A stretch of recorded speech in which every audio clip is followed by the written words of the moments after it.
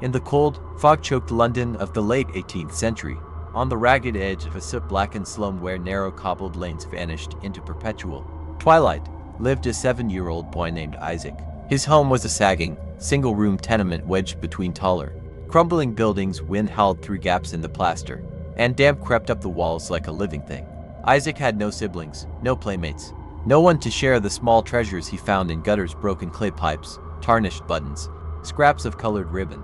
Other children in wealthier quarters celebrated Christmas with carols and candlelight. For Isaac, it meant only another freezing night and the same thin gruel. His mother, worn thin by endless labor and disappointment, taught him letters by scratching them into candle drippings on the table, her corrections delivered with sharp slaps. His father, a dock laborer on the Thames, came home smelling of tar, river mud, and cheap gin. When the money ran short, his fists found targets. Nights frequently dissolved into violence. Shouts rattled the thin walls, followed by thuds, broken crockery, and muffled sobs. Isaac would curl beneath a threadbare blanket in the corner alcove that served as his bed, pressing his palms over his ears until exhaustion claimed him. In the half-light between waking and dreaming, he invented a companion, someone bright, someone kind, someone who would laugh at his clumsy games and never leave. The wish was silent but constant, a small ember in the dark. On Christmas morning of 1803, the boy woke to frost rimming the single cracked window pane, and an unfamiliar object resting at the foot of his pallet. A wooden jack-in-the-box, vividly painted in primary reds, blues, and yellows. Its sides carved with grinning clown faces framed by curling ruffs. The lid bore neat lettering, "Laughing Jack." A small brass plaque on the side read simply, "For Isaac." No tag, no explanation. Isaac had never owned anything so colorful or purposeful. He traced the painted swirls with numb fingers, then cautiously turned the side crank. A tinkling music box tune spilled out. Pop goes the weasel, cheerful, insistent, looping until the mechanism reached its limit. Nothing happened. No spring-loaded figure, no surprise. Disappointed, he set the box down and pulled on his patched stockings. A sharp crack split the air. The box lurched, lid bursting open in a spray of glittering confetti and sweet-scented smoke. When the haze cleared, a tall, lanky clown stood upright on the floorboards. Red spiral hair, rainbow-striped nose, patchwork suit of satin and velvet, enormous ruffled collar. His painted smile stretched impossibly wide, revealing perfect white teeth. He moved with liquid grace, joints bending in ways no human form should. Yet the motion felt playful rather than wrong.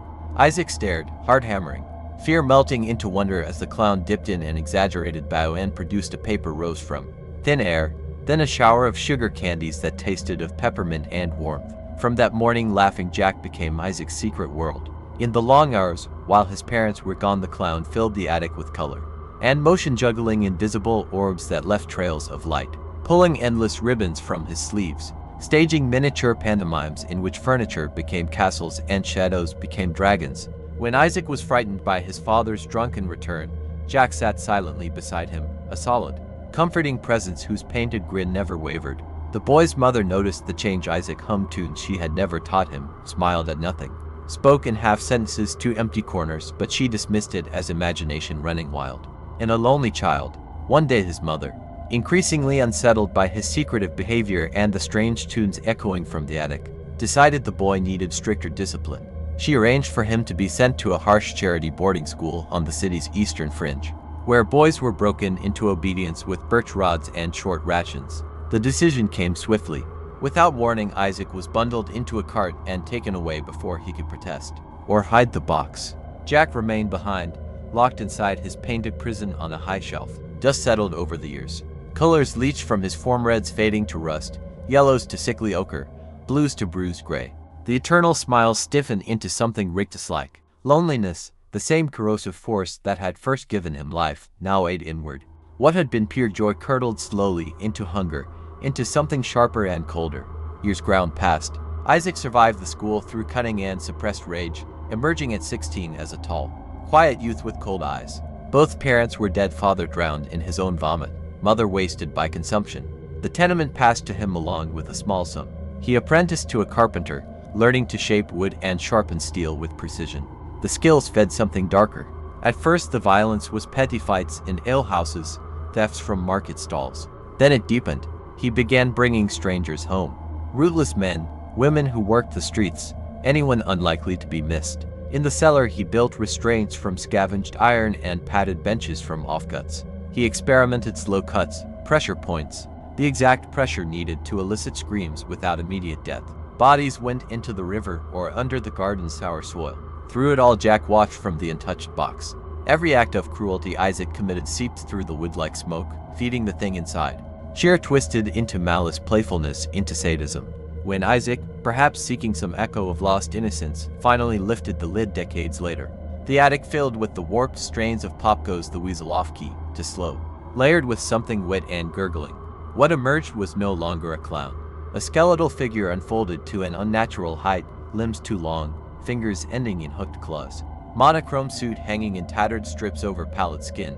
The face retained the wide grin, but the teeth were jagged and yellowed. The eyes black pits ringed with faded gray paint. Jack no longer offered candies or tricks. He offered retribution. That night the house echoed with distorted carnival music.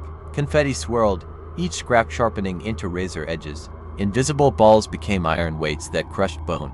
Isaac's screams joined the melody until they did not. By dawn, the cellar held one more body, his own arranged in a grotesque parody of a Jack-in-the-Box. Limbs folded, face frozen in a rictus smile. Jack slipped into the fog and did not return to the box. He drifted through Victorian London's underbelly, drawn to children who slept alone in crowded lodging houses or workhouse dormitories. He entered their dreams first bright, laughing, promising games no one else would play. Then he stepped into waking hours, visible only to the chosen. A streak of black and white against factory smoke, a giggle behind coal cellars. A candy wrapper fluttering on the cobbles after a child simply vanished. No bodies were ever found. The disappearances remained mysteries, chalked up to runaways. Press gangs, or the hungry river. The pattern spread. Manchester, Birmingham, Liverpool, confetti in gutters, faint music box notes carried on the wind. Children gone between supper and dawn. Police blamed cholera panics, orphanage overcrowding, or the temptations of the growing railways. Newspapers printed vague warnings about strangers offering sweets, but no solid trail ever emerged. By the 1850s, Jack had learned patience. He no longer needed a single host. He could linger in places heavy with despair, orphan asylums, cholera wards, the shadows beneath railway arches. A girl named Emma in Whitechapel played secret games for 3 weeks, before she vanished without trace. Twin boys in uncoats disappeared from their pallet one night. Their beds were found empty. A single striped ribbon left behind like a forgotten promise.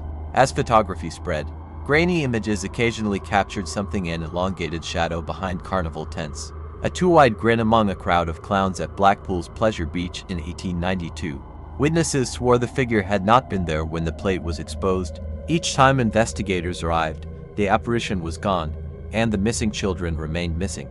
The 20th century carried him across the Atlantic. In Chicago's stockyard slums of the 1920s, he haunted Polish and Italian immigrant children, leaving striped candy wrappers beside empty beds. The Depression fed him, orphanages overflowed, loneliness was epidemic. During the Blitz, he sheltered in tube stations, his laughter blending with air raid sirens. Post-war television gave him new masked children's clown shows warped in fever dreams, bozo smiles stretching to far in nightmares. By the late 1960s, California saw clusters of vanishings with the old signature children, who never returned from playgrounds, alleys, or late-night walks. Their faces remembered only in faded photographs. Detectives chased human traffickers or runaways. The older officers, who had heard their grandmother's stories, stayed silent. Today he needs no box, no single owner. Digital shadows carry him, forum threads that appear at 3 a.m. Glitchy videos where a monochrome clown waves from the background. Memes that linger too long on the screen. He seeks the isolated, the grieving, the ones who still whisper wishes into the dark. He offers friendship, laughter, a companion who will never leave. He always keeps his promise. The music starts softly. The crank turns itself. Something waits to pop.